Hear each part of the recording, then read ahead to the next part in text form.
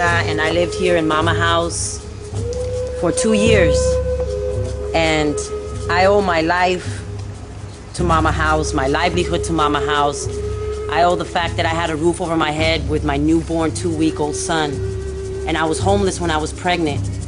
And I got on Craigslist for 8 months and I could not find not even a room to rent because nobody wanted to rent to a pregnant girl. And nobody wanted to rent to somebody that was about to have a newborn. And a blessing, I got on Craigslist. It was my last straw and opening at Mama House. And that changed my life forever.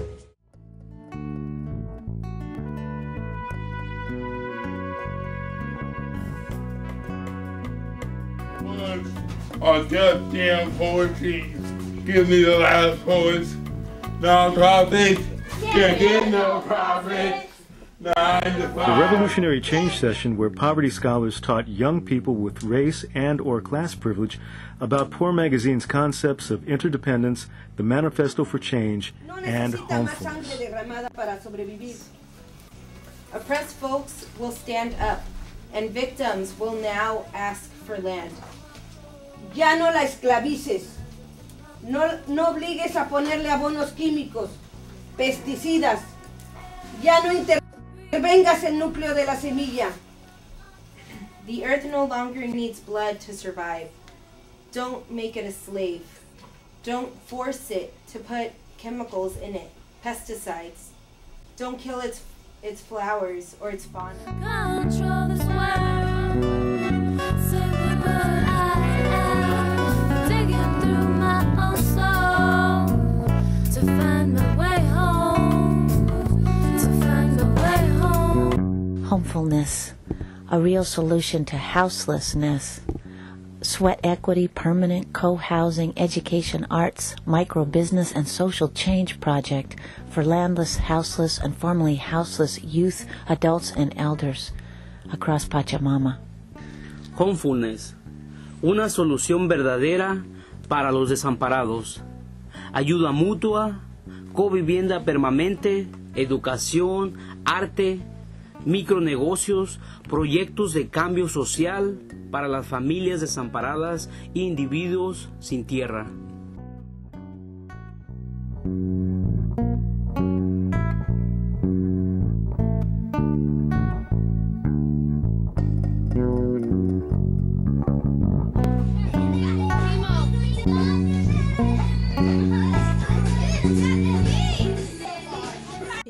Tell me about your project. The project is about a cafe, and I'm going to paint other houses. And we made a barnyard made out of hay, and then we made a garden with like trees. The reason why we have like houses is to like make our own little homes, but they're little, not big. But we're making a little homes like for evictions and stuff, and to like show how it's like not good being thrown out the house.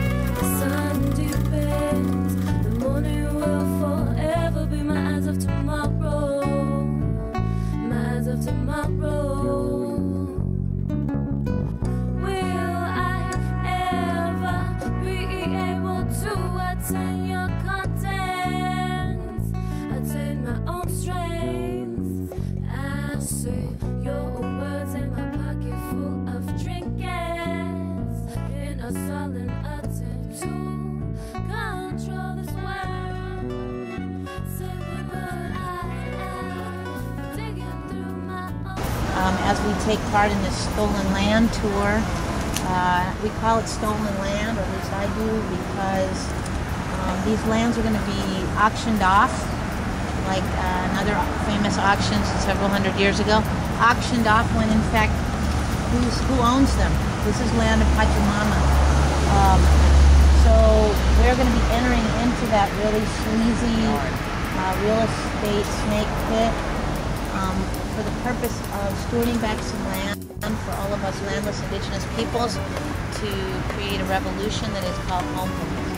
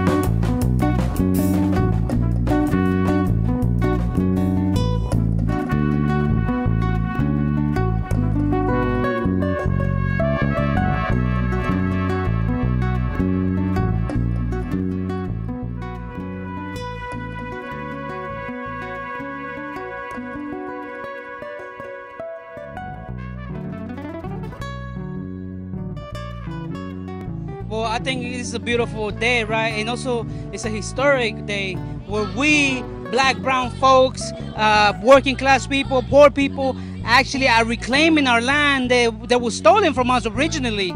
You know, this country was built upon the stealing of the land of the Native Americans and slavery, you know, where the Europeans went and stole our brothers and sisters, African American brothers and sisters from Africa.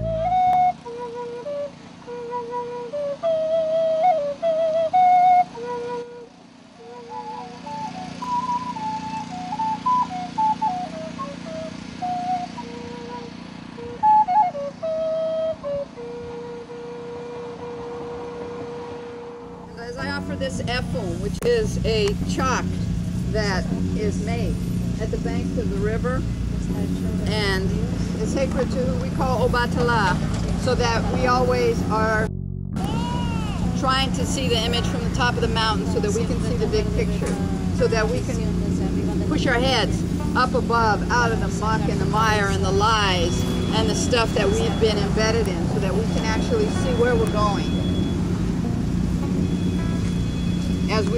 As you continue to build on this land and manifest the vision, that it be informed by a deep vision that's coming from the spirits and coming from the ancestors who know this land.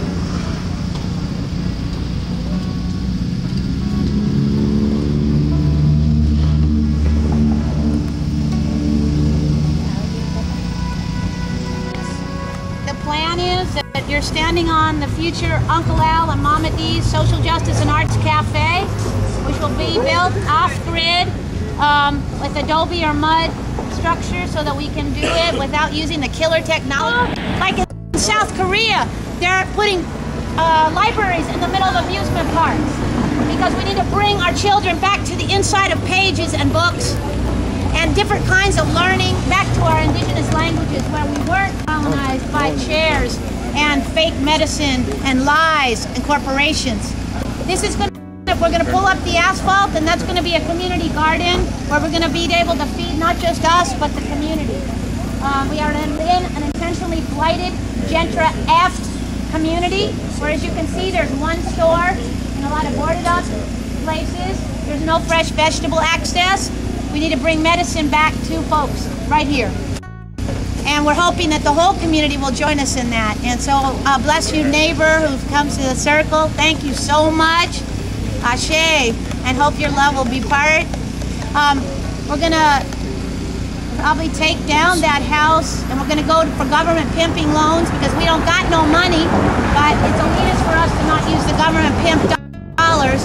Because we're going to build 4 stories. The first story will be our community media center, Poor Magazine, and our indigenous school where we'll teach our kids how to learn without these missionary chairs and these missionary languages. And then 3 stories of housing on top of that. And in the end, the final analysis is that this will be a place to pray and be a template for change in a world that is right now facing complete destruction and extinction of not only people and animals and land. Years later, after a dream, to have this as the beginning step of HOMEFULNESS, it's a sweat equity model of housing that moves really people off the grid it doesn't concern itself so much with somebody's money, you know, monetary resources, but what people do in terms of art, in terms of advocacy and struggle. Magazine's definition of sweat equity, teaching child and elder caregiving, recycling, art making, media producing, organizing, gardening, farming, cooking, healing, and so many other forms of recognized and unrecognized labor in return for permanent housing, housing security, homefulness. Ayuda mutua, educación, cuidado de nenes y ancianos, reciclar, arte, producción de medios, organizando, jardinería, agricultura, cocinando, sanando y otras formas de trabajo reconocido y trabajo no reconocido, a cambio de vivienda permanente, segura, homefulness. On the land, I am a priest in the Yoruba tradition of Ifa, and so I came. We had a blessing of the land. We also had an invocation by Jose Cuello on the flute, which was just lovely. And this project to me is one of the most incredible things I've seen recently, of people coming together and just taking power back into their hands. People coming together and reclaiming their right to self-determination. People coming together and reclaiming a commitment to live right in this world, to live in harmony with the elements, you know, as they're planning to do this, and to be off-grid, and to try to live according to the laws of the land, laws of the earth, the laws of the universe, rather than trying to exploit. And people who have been exploited and who have been faced just severe injustices can reach down inside themselves and come together to do this. It's one of the most inspiring things I've seen in a very, very long time, and I feel so honored to be a part of this and to have met Tiny and to have met many of the people that are involved with Poor Magazine. Long overdue. We've been talking about this for 10 years, and now it's our land, you know. You bring me back to Native American culture. Jose Cuellar, a.k.a. Dr. Loco, theoretically academic scholar in residence with Poor Magazine. And it's really an honor and a pleasure to be here for this really significant event. This is really truly a significant moment in her story as we establish this place here. There's for poor people. It's going to be off the grid. It's really a revolutionary strategy, and I think it's going to be a very successful one. It's going to be a model for other communities. As an act of resistance to the hierarchical, unjust distribution of wealth and resources locally and globally, Poor Magazine is formally calling the fundraising effort for Homefulness an equity campaign. Como un acto de resistencia a la jerarquía e injusta distribución de recursos localmente y globalmente, Prensa Pobre está formalmente pidiendo recaudación de fondos para Homefulness, un movimiento de igualdad a la contra del capitalismo en base a compartir y no tener conexiones a instituciones financieras.